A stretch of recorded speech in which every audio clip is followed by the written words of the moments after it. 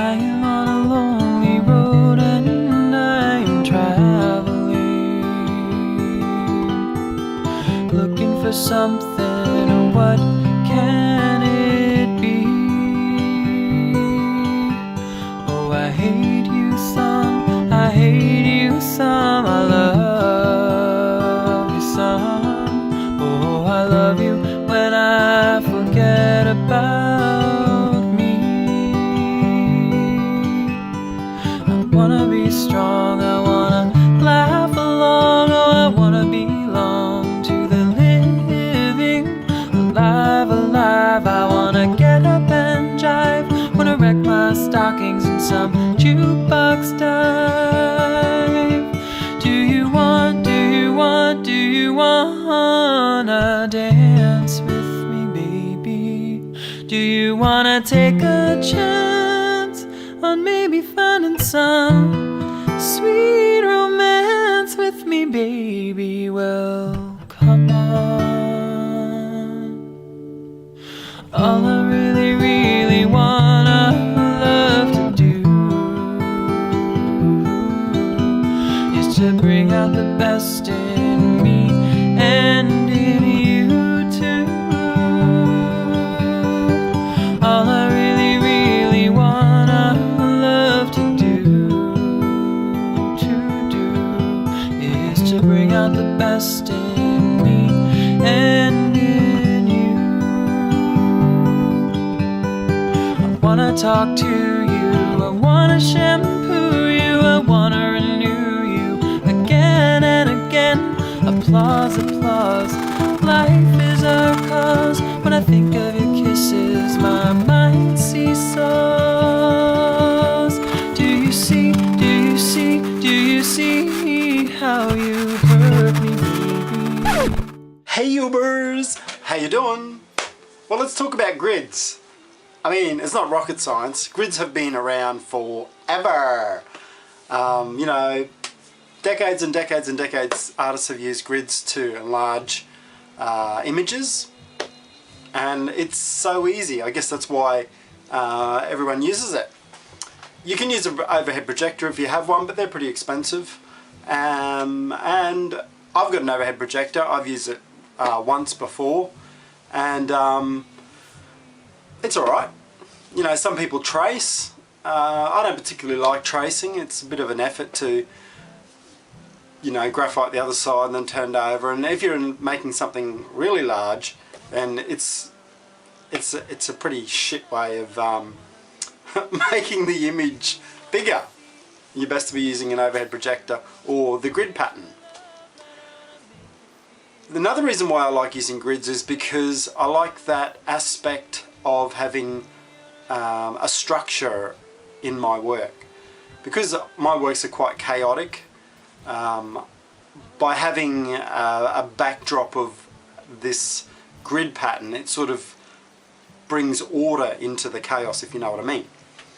And I do really like that play of order and chaos, and it does go across into my abstract works.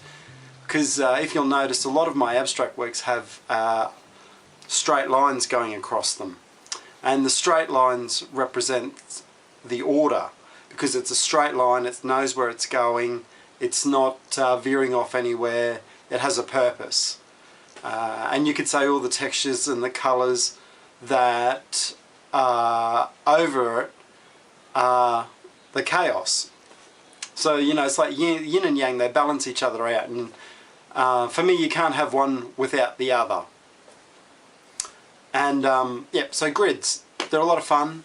I know lots of artists that use grids in their work. As you saw by the video, I've made a rose larger. Didn't take me long, and you know, it's a really quick and easy way. So what I'm going to do with this particular rose is, let me show you. So as you can see now, I've got the basic shape. I've added some colours to it and starting to work the composition.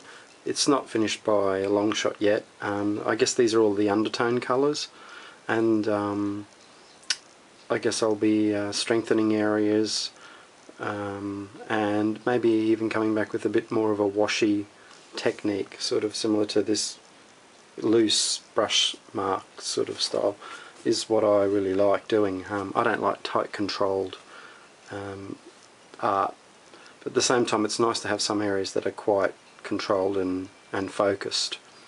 What I do like about this so far is this white area that I've painted in crayons around the edge sort of defines the actual shape a lot better, and how this area is slightly stronger in tone than this area here.